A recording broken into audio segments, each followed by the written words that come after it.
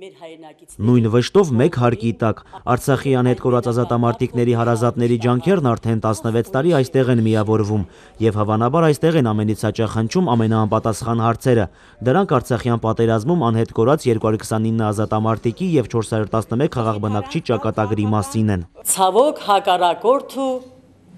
քանի որ քաղաքագիրտ հարևան չէ, քաղաքագիրտ էլ թշնամի չէ։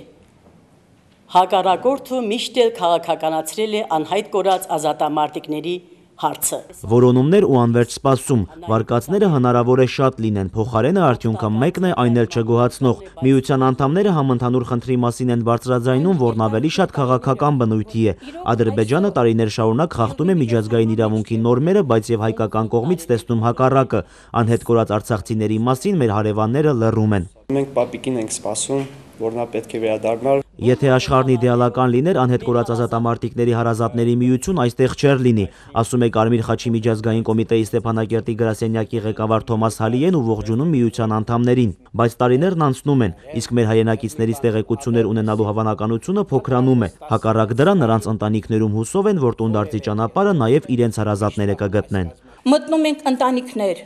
կարեկցում, քաջալերում եւ միաժամանակ բոլորին հույս ու հավատով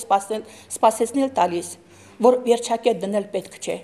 Կա սպասել, կա սպասման ծարավ։ Մարեք Սահակյան, Արցախի ժամը լրատվականի համար։